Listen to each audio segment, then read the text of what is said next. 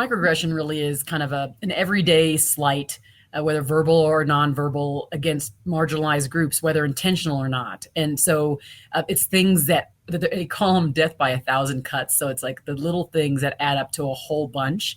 And so, some examples could be, if we take, for example, like a Black woman, and there's a person in the office and they start stroking a Black woman's hair, and they're like, oh, it's just so soft. And they didn't ask permission. And like, why are they doing that? Or it could be, I'm going to say, an African-American gentleman, and that someone does and he does a presentation, he does really well. And they say, wow, you are really articulate, as if a person who's African-American can't be articulate. The topics and opinions expressed in the following show are solely those of the hosts and their guests and not those of W4CY Radio, its employees, or affiliates.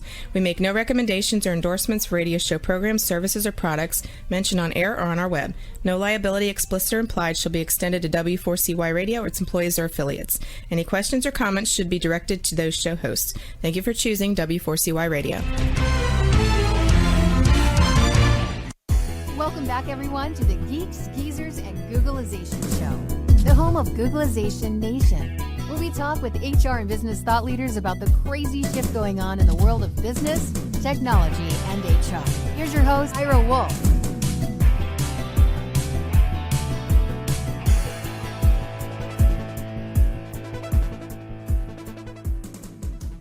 Hey, welcome back, Googleization Nation.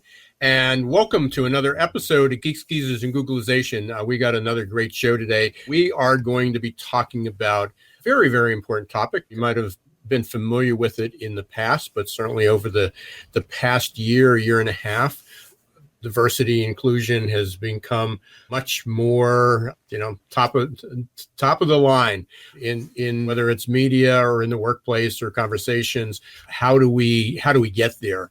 And part of it's conversation, but part of that conversation involves, unfortunately, a couple of microaggressions.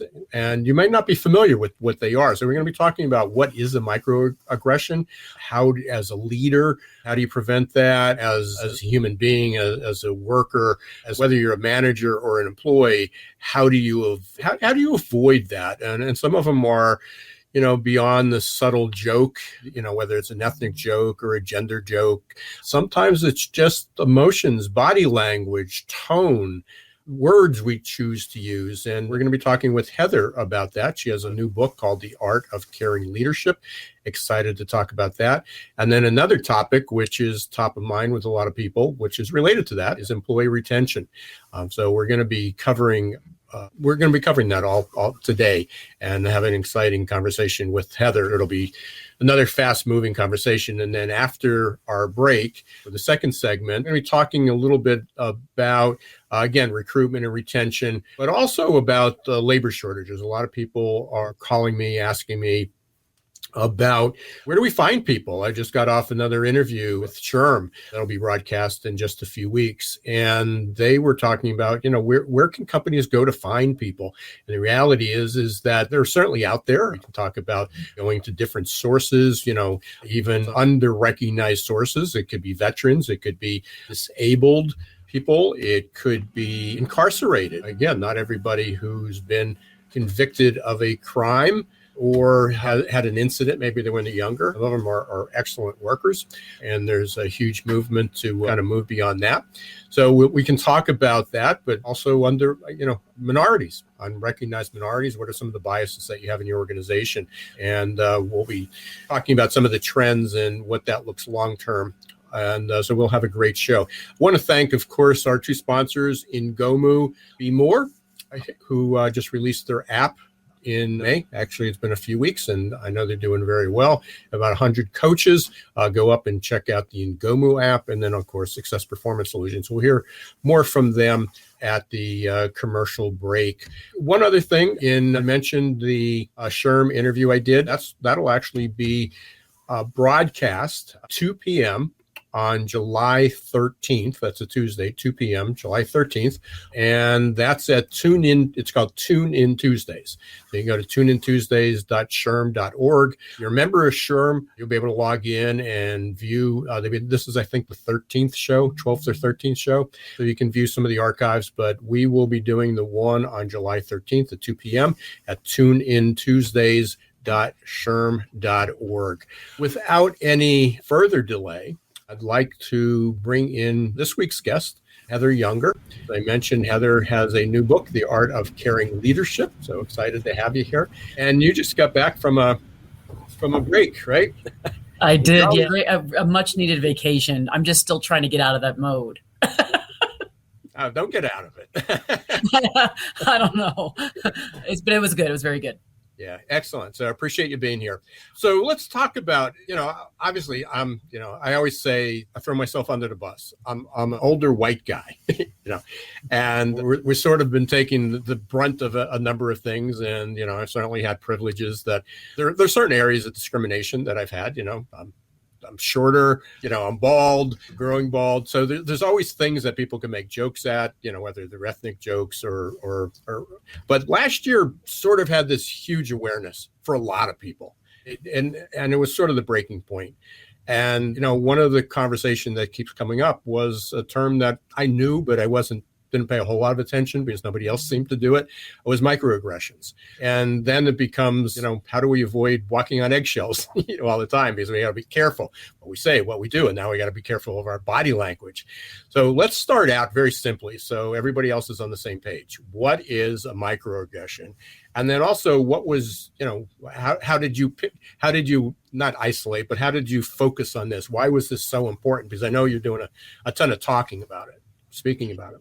Yeah, so a microaggression really is kind of an everyday slight, whether verbal or nonverbal, against marginalized groups, whether intentional or not. And so it's things that they call them death by 1,000 cuts. So it's like the little things that add up to a whole bunch.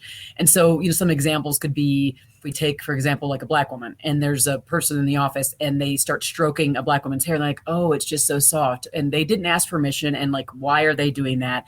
Or it could be, I'm going to say, an African-American gentleman, and someone does and he does a presentation, he does really well. And they say, wow, you are really articulate. As if a person who's African-American can't be articulate. There are so many of these examples that are little by little, again, the death by 1,000 cuts, that over time add up to a lot of pain in the workplace for those who show up, who look physically maybe different. It could be those with disabilities, it could be women. It is big, it's broad, and it includes a lot of people. So I think the key is, you talked about, how do we not walk on eggshells?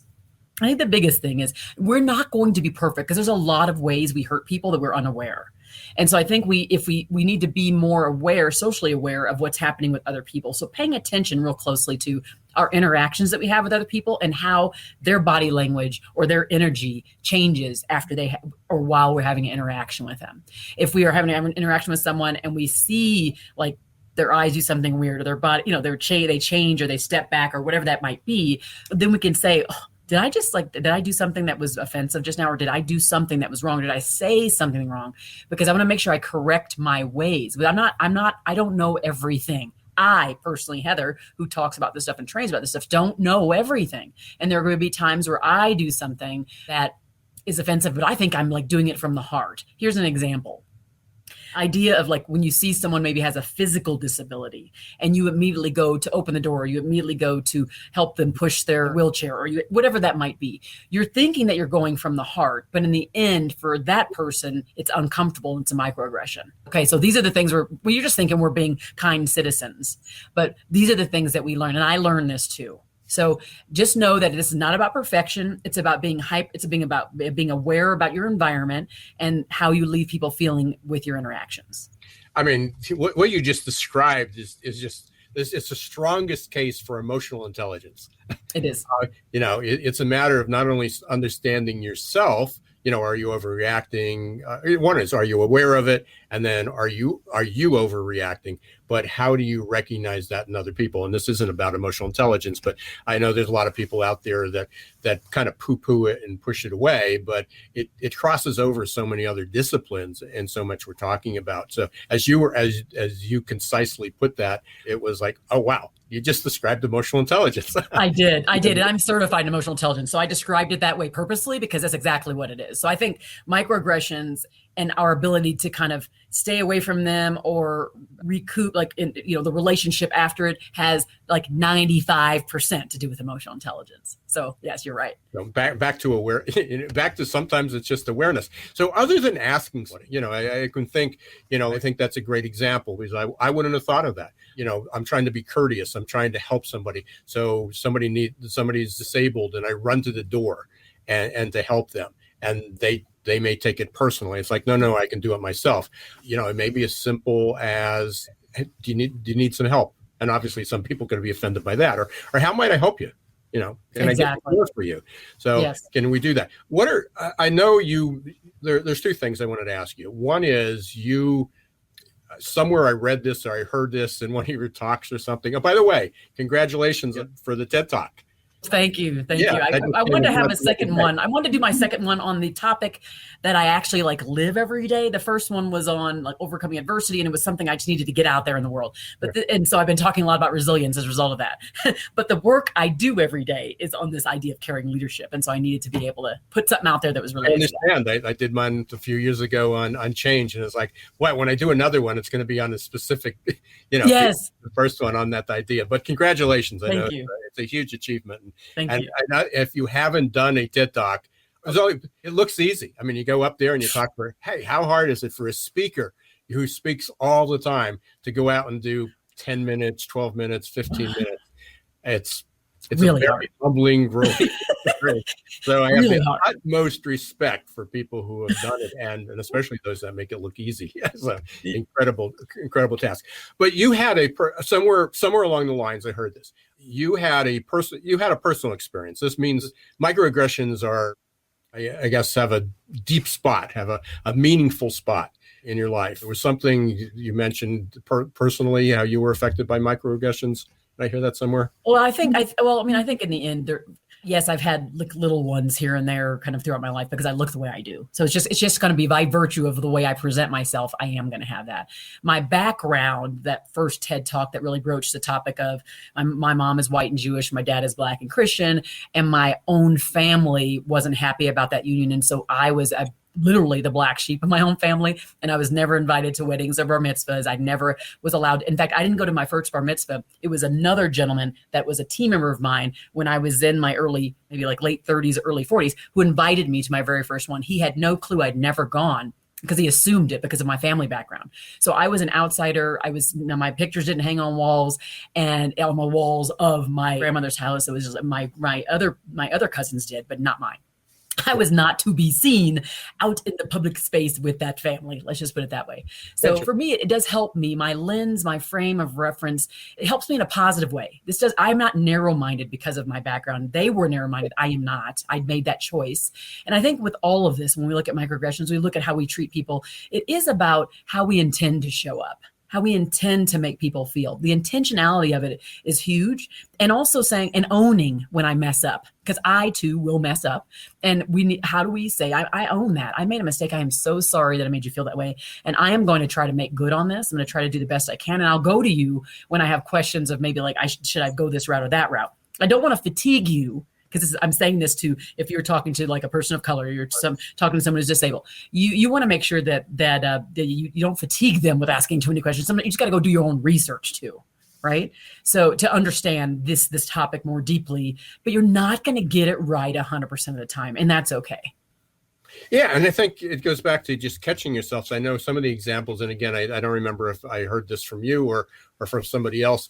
It's a woman who clutches their purse when, somebody young may walk in, or, somebody of color walks in. How many times have we walked down the street and there's, maybe two black gentlemen or two young kids walking down? Do you clench? Do you move out of the way? What do you do?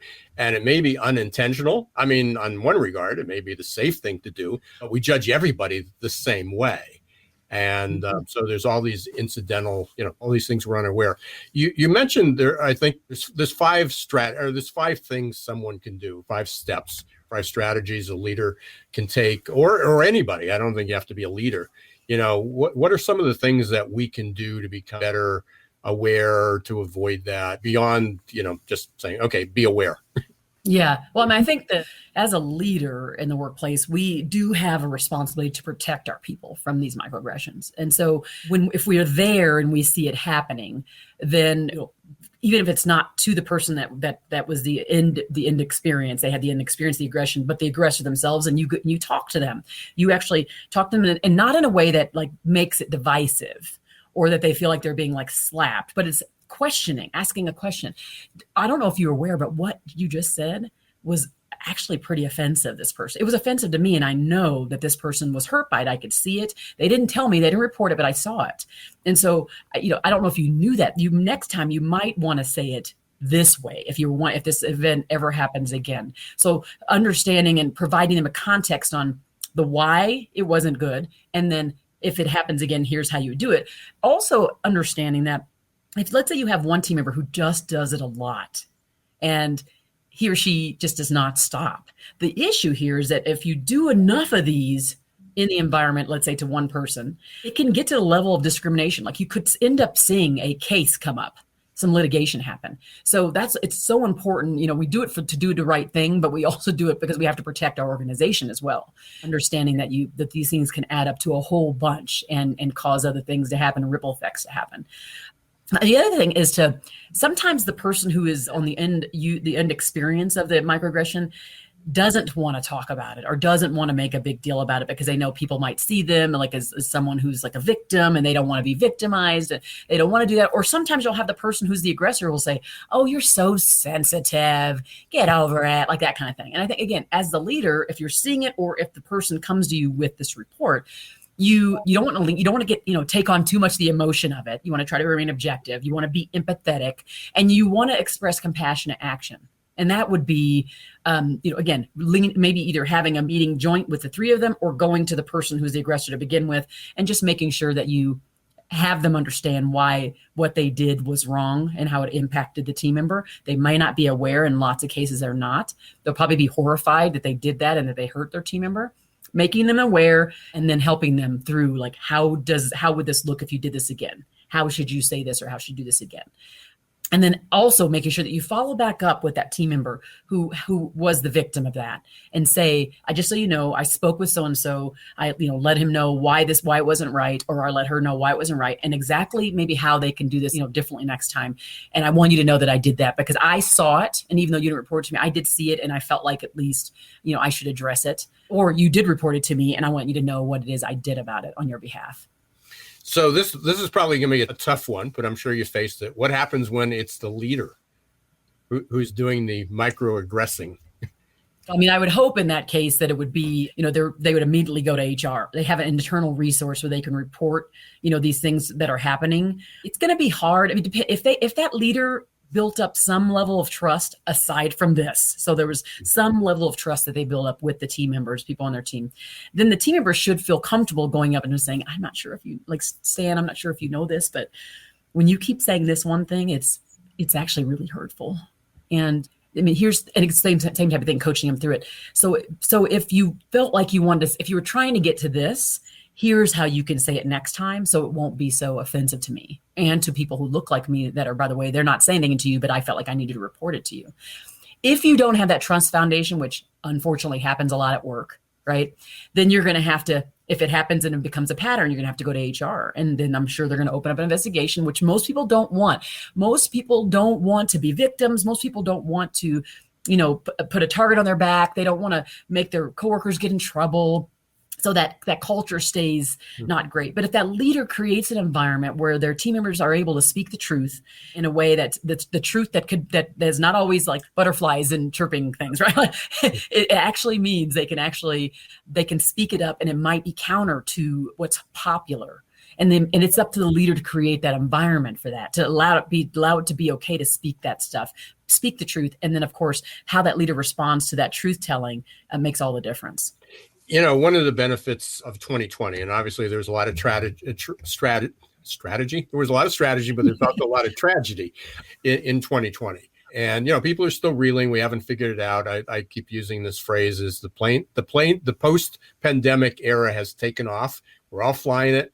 We haven't figured out how to stay in the air, and we haven't figured out how to land the plane yet. And it will be a while. But we literally ripped the Band-Aid off last year. A lot of topics that we struggled with for years and years and years about diversity and inclusion, including topics like microaggression. So there's an opportunity even for people who may have been the source, the cause of this. They might have been the aggressors. It was just a joke.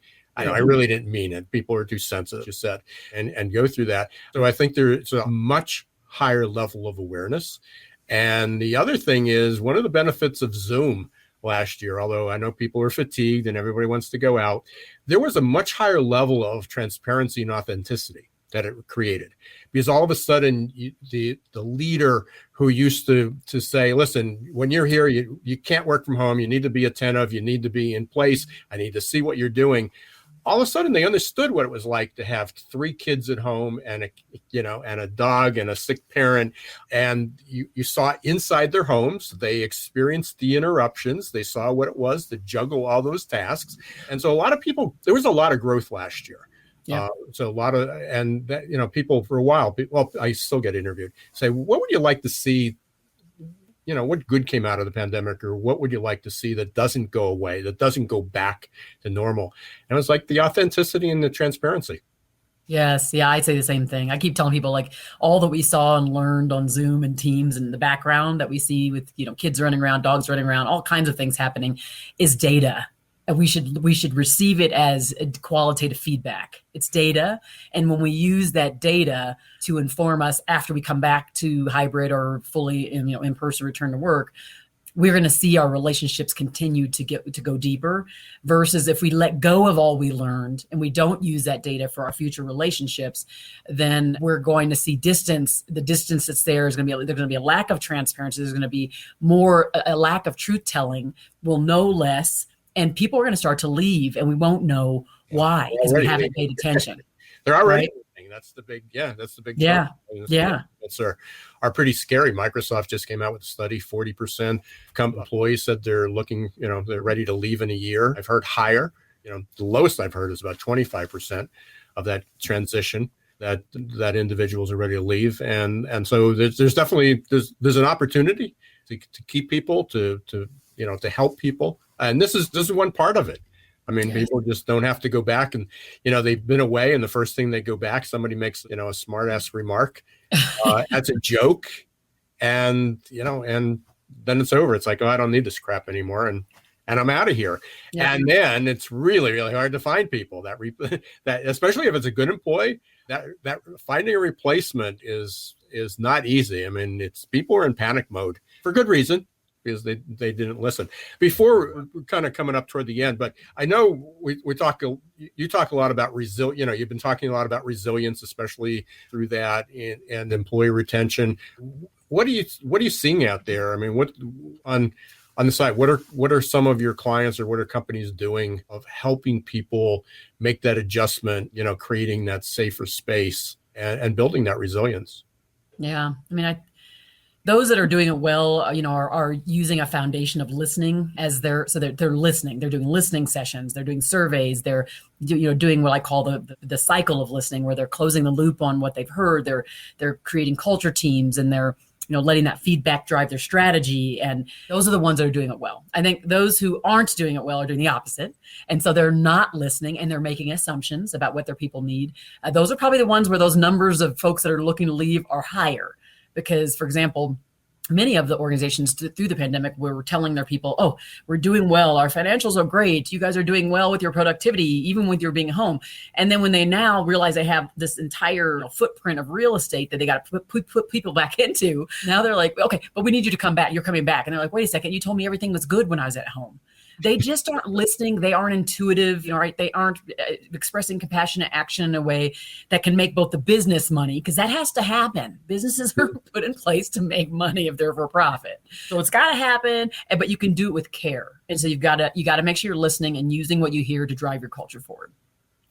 As you were talking there, I'm sort of laughing because I just got asked this question, and they said, well, how do we know? I mean, they're looking at surveys, and they're citing all these surveys. What should we do going back to hybrid work? How do we know what would be best? And it's simple. Ask your people. Just ask, what do they want? How is it working? What can we do to make it better? How do we create a better value? There's a site, I suggest this book all the time, not because they got all the answers, because one is I like the name of it. It's Humanocracy. I don't know if you've seen the book. Oh, no. But it's by Gary Hamel and Michele Zanini. It's been out about a year, but they talk about how you need to break down bureaucracy, which is technically HR in many cases, but many companies. But somewhere in there, to sum it up, it says, most employers say, when we're doing an interview with an employee, is how are you going to help us? Like, what are you bringing to the table? What skills? How are you going to help? How are you going to contribute to our culture? And we're going to pay you for that. We're going to pay you in dollars and benefits, and maybe some opportunity. And the question's got to be turned around. And the question's got to be, how can the company add value to the employee?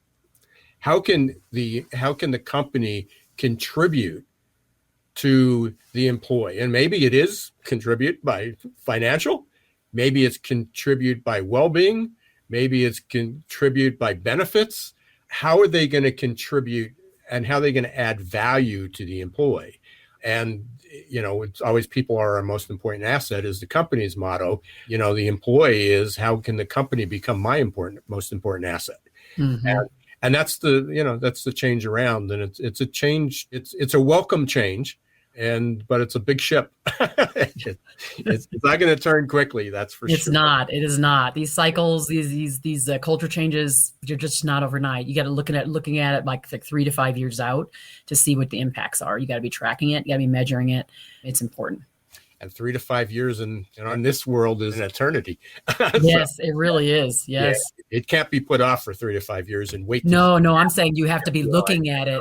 You can't expect change to take 3 months. Like, you have to, if you're looking for a major culture change and you're wanting to see how it moves the needle, some things are low-hanging fruit and you'll see it pretty quickly, but there are a lot of things you're going to see it in year 2. You know what I mean by that? So just knowing that you have to have some patience with it. You got to have the ability to stick to it.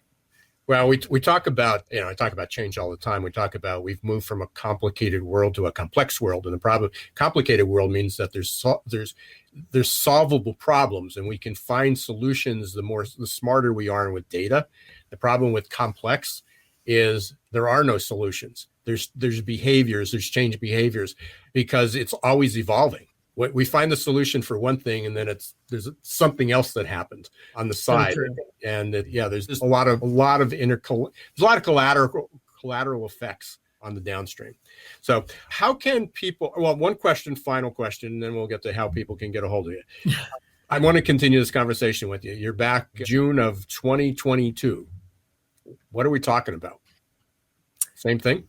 Something different, or what do you hope we're talking about? Well, I mean, I'm hoping that we'll probably be talking about what happened in the post-COVID world, and did the hybrid thing work? Did the full return to work thing work? Did the fully remote work? Like, just what did that look like, and what were the success factors of either model inside the workplace, and how it worked? I think that's probably what we're going to be talking about. I don't know, what other things might pop up when we think about the DEI space. I'm hoping that we'll be talking about so many organizations who decided to kind of take it aboard and think of it more strategically, and from the entire employee journey really started to think more holistically about DEI and not as a program or as a training class. So I'm hoping those will be some of the things we talk about. Excellent. I hope so. I hope we are talking about next steps and not how do we dig ourselves in another hole. Exactly. Heather, how can people get a hold of you, and where can they get your book? I would say the best place is to go to theartofcaringleadership.com. That's the website. And you can also find me on LinkedIn, and just put in Heather Younger and you'll find me. Those are probably the 2 places to find me. And there's a lot of content out there. So there's just a lot to take in. And your company is the Employee Fanatix. Yes. You've got the website there, so you can get to all these things from there as well. Correct? Yes, absolutely. Yes, you can. Well, I know you're starting speaking conferences again. Hopefully people may be able to catch you out there. If not, hopefully they'll go up and catch your book and connect with you on LinkedIn as well. I'd love that. That'd be awesome. Yeah. Stay safe. Thanks very much, Heather, for all you do. Appreciate the conversation, and we will be in touch again soon. Thanks, Ira. I appreciate you. Thanks. Take care. All right. Bye. Wow. So many more questions I had for Heather, and sure we'll get her back there. If you've experienced any microaggressions, if you are experiencing those, if you've made some changes at work, it's a challenge. Please let us know. Continue the conversation on LinkedIn with me. Send me an email. Reach out to me on Googleization Nation. And we'll continue that. This won't be the last we hear of this, but I highly recommend going up and pick up Heather's book at Art of Caring Leadership, and also check out her website at Employee Fanatix, and also artofcaringleadership.com, or reach out to her on LinkedIn. We're going to be back in just a minute. We are going to hear from our two sponsors, Ngomu and Success Performance Solutions. When we come back, we're going to talk a bit more about retention and recruitment, some of the trends that we're seeing, answer some of the questions that I'm asked on a regular basis, and we'll go from there. So stay tuned. We'll be right back in about 2 minutes. Hiring top talent shouldn't be left up to the roll of the dice. And yet, that's exactly what many organizations do. They roll the dice, cross their fingers, and pray for a better outcome. Hiring the right employees the first time is much too important and way too costly to leave to a game of chance. Your employees and your customers deserve better. For 25 years, Success Performance Solution has been helping small and medium-sized businesses hire smarter. They offer pre-employment and leadership assessments from typing and data entry to C-suite competence. Whether it's production, sales, healthcare, call centers, or management, Success Performance Solutions can help. Visit their website at www.successperformancesolutions.com to schedule a free demo or call 800-803-4303. Imagine growing great employees and advancing emerging leaders for less than $1 a day. The Ngomu app will support your employees in a myriad of ways, from career and personal development to health and wellness. No need to schedule and hold trainings. You just have them access over 90 coaches for live virtual group and one-on-one coaching for whatever topic they need or want to work on. Anytime, anywhere. Learn more at ngomu.com today. Hey, welcome back, everyone, to Geeks, Geezers, and Googleization. Thank you for being part of Googleization Nation. If you're not subscribed to our newsletter and community yet, please do so. You can go to googleizationnation.com. It's free. All we need is your first name and an email address, and we will send out periodic newsletters and updates and news about webinars that are coming up. We've got a few. Hold the date for July 20th. We'll be holding another webinar on adaptability quotient. We also have a few live or replays that are available. One is on YAQ, one is on recruitment marketing that's available for that. You'll get notices about our upcoming podcasts and previous ones, and also articles interviewed fairly regularly. In fact, today I did 3, but on a pretty regular basis doing my on the subject, and we're doing podcasts and TV media. And so you can go up and watch those replays as well. But one of the most common questions that we get, or that I get, is where can we find people? In fact, one of the interviewers today asked the question of what sentiment, what reaction am I getting from employers? And I believe I might have said this earlier, but it's panic. In a word, it's panic. People are really struggling because the quits rate is the highest all-time high number of people that are quitting. And it's anticipated that as more and more people do enter the workforce, and there's more job opportunities and there's more growth, every day there are more companies that are announcing expansions, that gives people even more opportunity where to select from, that the quit rate will continue to grow and maybe accelerate. Just a couple things here. Another question was, which is more important, chicken or the egg? Do you start with retention or you start with recruitment? And I'd highly recommend, one, it's both. If you have open positions, you need to become better at recruiting. And if you have existing people, you can't afford to lose them, because every time you lose them, it becomes even more difficult to recruit. And so going back to my perfect labor storm days, my first few books, almost 20 years ago, hard to believe, I talked about the perfect labor storm in 1999, published my first perfect labor storm book in 2004. And I would just collect all these stats and all these trends about things. And so I put them together in a book and published them. And so I started doing that again. And just in the last 2 days, it's Wednesday, so just since Monday, these are ones I've collected since then. A survey released by Microsoft, they surveyed their 31,000 global employees. They found out 40% of the employees at Microsoft were considering leaving their job. Or I'm sorry, it wasn't only at Microsoft, but Microsoft did a survey of their customers, and they found that 40% were considering leaving their job. That's pretty considerable. American Healthcare Association and National Center for Assisted Living.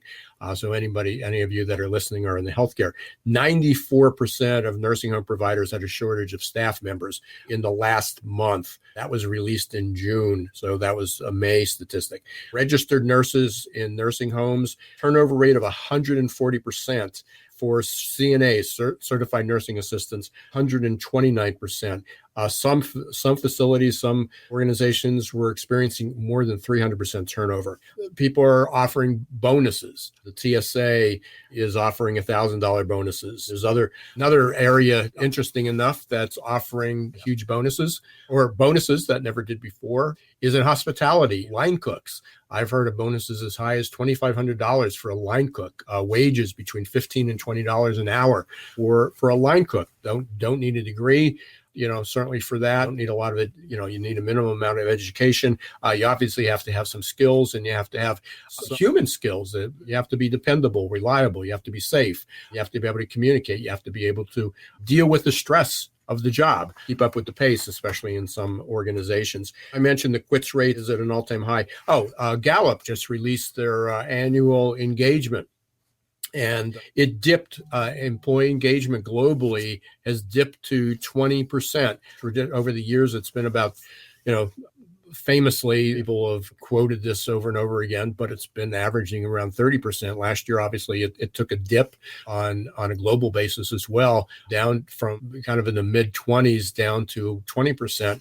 And, part of it is people are working from home and through all the struggles, but it's been historically low. It's not that it dipped from 50 or 60% engagement down to 20. It marginally went down. So when people talk about going back to normal and creating that culture is, when at their peak, employee engagement was 30, maybe 35%, and then 2/3 or more of the workforce was disengaged. We weren't doing too good before the pandemic. So the pandemic didn't cause it. It made it more challenging. Remarkably, some organizations have, during that year, their engagement went up. Maybe they were more sensitive. They were having more conversations, as we talked about with Heather in the first segment. Heather Younger, we were talking about, good things that happened, being more transparent, more authentic, more caring.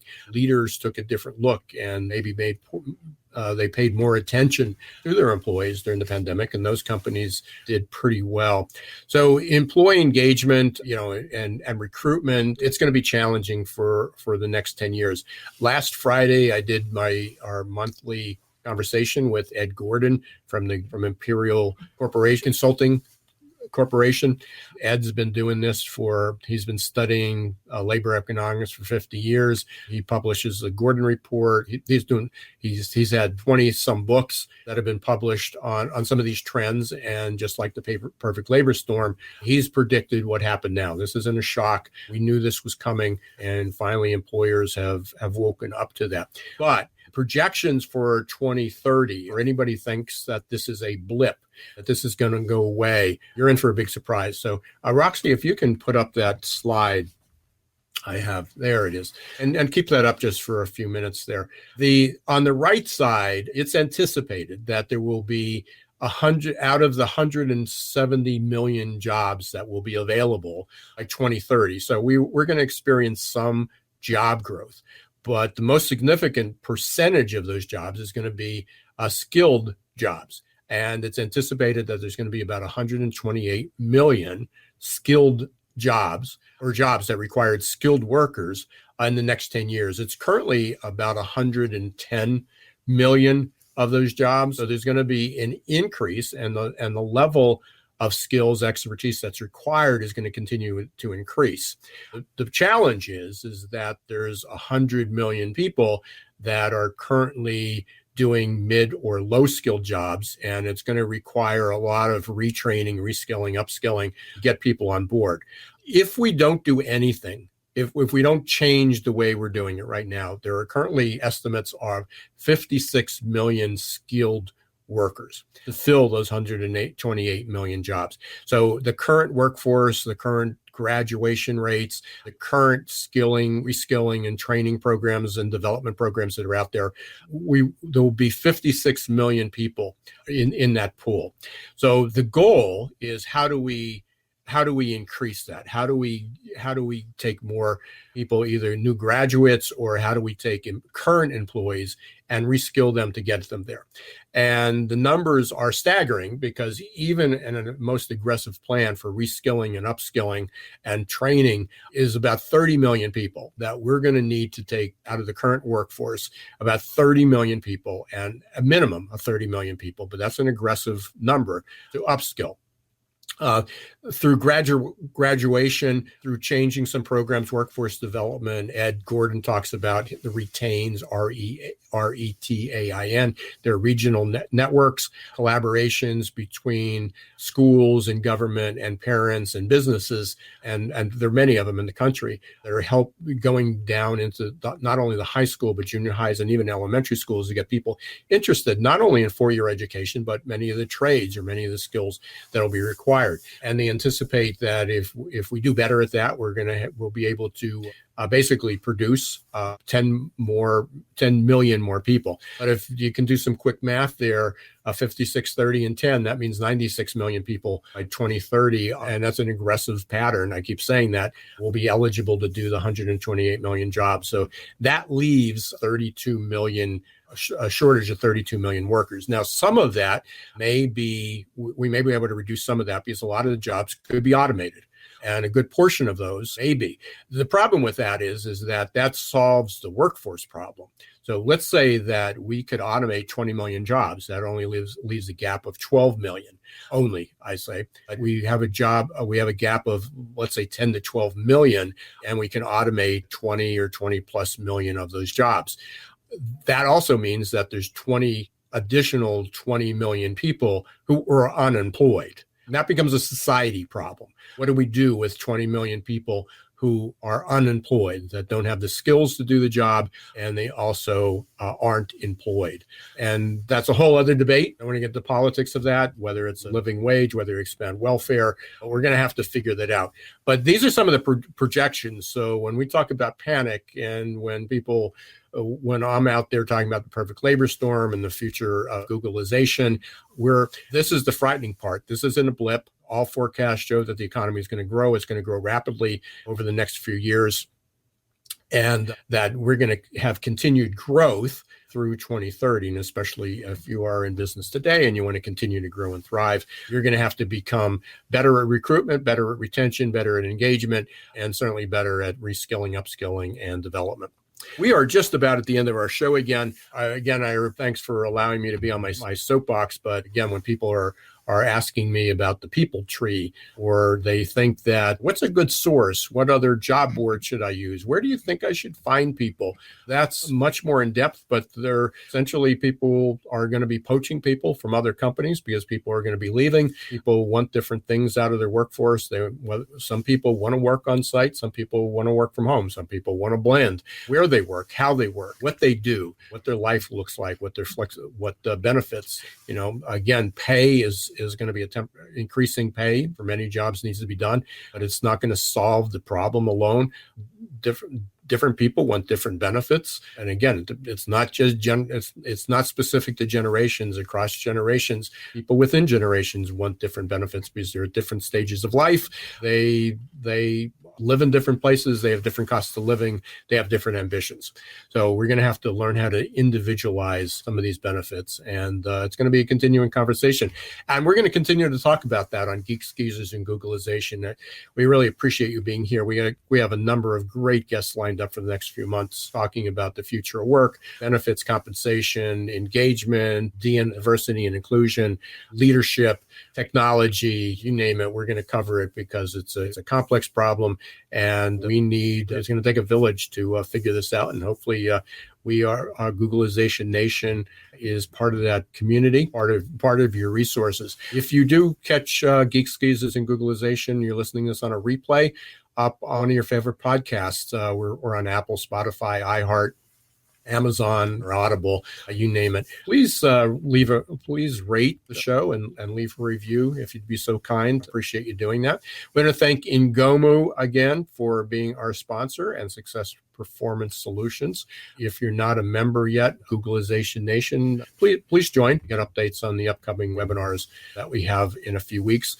And next week, I'm going to be talking, one of my guests, I've got two guests, but one of the guests is Dick Finnegan, and he's going to be talking about the Stay interview.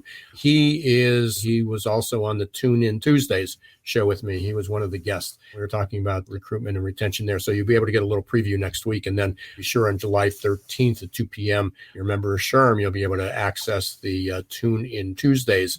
And we're going to be talking about recruitment and retention. Again, thank you very much, everyone. Thanks for being part of Googleization Nation and Geeks, Geezers, and Googleization. Until next week, don't let the shift hit your plans.